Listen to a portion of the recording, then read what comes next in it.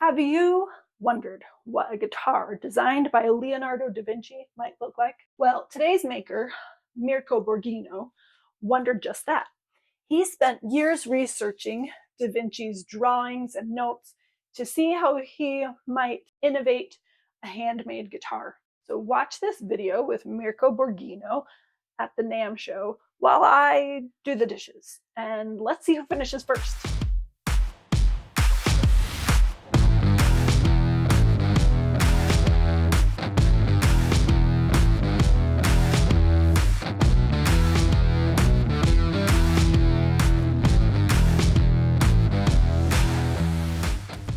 Here with Mirko from Borghino Guitars. Mirko, tell us about this guitar that we have here. What is special about it? Well, when I started designing this guitar back to 15 years ago, and the idea was to mix the Archtop guitar and the classical guitar. That is something that no many people do. It's a very tough project. I've been working on this project for a long time, but 2 years ago was the anniversary of the death of Leonardo da Vinci. Okay. And I started thinking to do a special model dedicated to him, since it's an invention. Yeah. He's an inventor. Okay, why not do something dedicated to him? So I started to think about how could change the original project close to idea that could be a Leonardo da Vinci guitar. So I started thinking about some specific inlay. So I make a deep study on the sketches that Leonardo da Vinci did, and every single inlay is made out of German silver, inlaid by hand. And here there's the flying machine, the portraits, the Vesuvian Man, his signs, and that's beautiful. On the fret there's the gear that he invented, and also the stand. Can you turn? Also the stand is one of his inventions. And what kind of wood is it? Well, the kind of wood is mainly thought for the sound more than. In fact, when I started designing this project, the idea was to emphasize the nylon strings. Okay. Originally, the Archtop guitar are made of maple for back and sides, but for nylon strings was too bright and too heavy.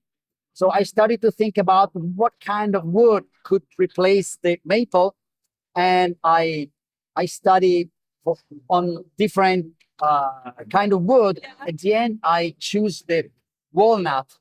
In this case, it's Italian flamed walnut. And it's perfect for the weight and for the frequencies, because it emphasizes the frequency of the nylon strings. Yeah. And also beautiful it looks. It is. And one day I discovered that Leonardo said this phrase, and I said, oh, it's perfect for my guitars. That it's the details makes the perfection, and the perfection is not a detail. And it's something that in our job is essential.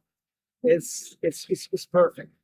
And every single inlay is sketches that he designed. This is the study around the flowers, and the same inlay is engraved on the tuning machine.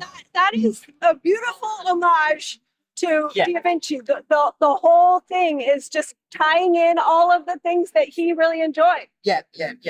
What my game, because it's a game, was to pretend to be him.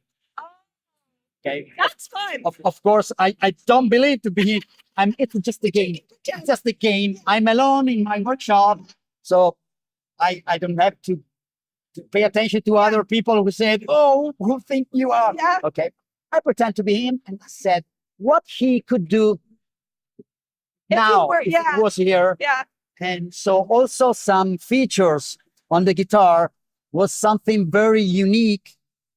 And I'll show you as a brief story behind the neck. When I when I selected this wood that is beautiful, it's Spanish cedar.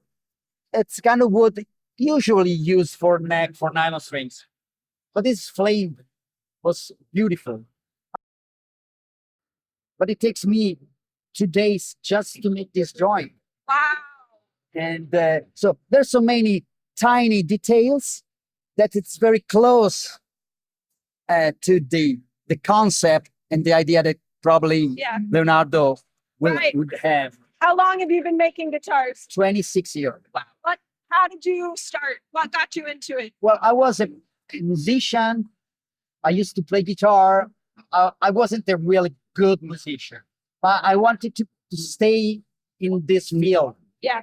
And when I was young, I used to make stuff to work on tiny. So one day I discovered that school that teach you to make instrument. I said, wow, blow me up completely. And said, isn't the music field? It's something that I can do at the high-end level. Yeah. Why not? So I started studying this school.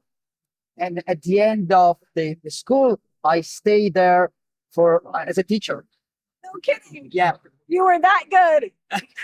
And so what the first idea was I want to wake up in the morning saying, oh, I have to go work. Yeah. Instead of, okay, I have to go. So what I said myself is, this is, I don't know if in English it's correct. This is what I would do if I have anything to do.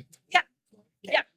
So I'm not working. I'm playing with my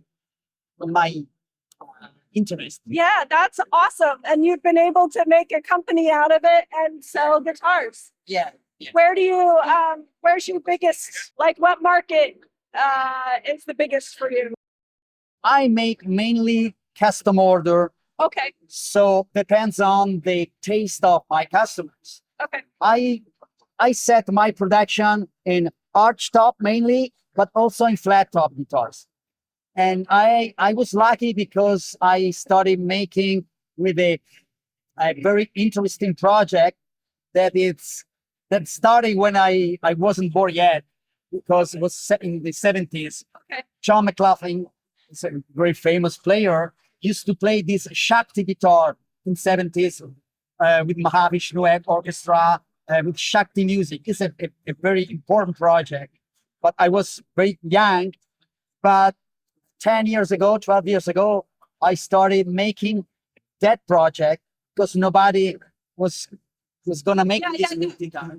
And now I'm officially the only person on the planet who is authorized to make that guitar. So I started making a flat top. Yeah. It's 13 strings, so it's pretty unusual. And so I divide my production in flat top and acoustic, and an Archtop, sorry. And but I'm open-minded. So if someone is coming and said, I have an idea. Yeah. If I think it's a good idea, why not? I'm on board. That's awesome. And you're open-minded, willing to try new things. I mean, this is a new thing. You know, this is amazing. You're exploring the artistry of it. So that's really cool. The idea behind this project is, since it's not usual, what I think is that if a musician grab a guitar and start to play, since it's not something that is not usual, that this guitar help the musician to create new music. You know what I mean? That's the whole idea. Oh, well, I can play this with this guitar. Yeah. So it's part of the process of the creation. Yeah, that's neat. And I think it's interesting. Well, Mirko, thank you so much for talking to me today. Thank you for your interview. Would you look at that? I finished the dishes in the exact same time it took you guys to watch that interview with Mirko. That's amazing. My favorite thing about talking to Mirko was just seeing his excitement for what he does. He really, really likes making guitars. And that's how he's able to do so many different things, because he tries one and then he just thinks, oh, well, now I got to do another one and make it better. And that's really great that he's able to do something that he loves. You know that phrase that was on the back of the guitar? I wish I would have asked him to say that in Italian because I bet it sounds really cool. If there are other things that you want to know about Mirko and his guitars, leave me a comment and I'll reach out to him and see if I can get some answers for you. I'll see you next time.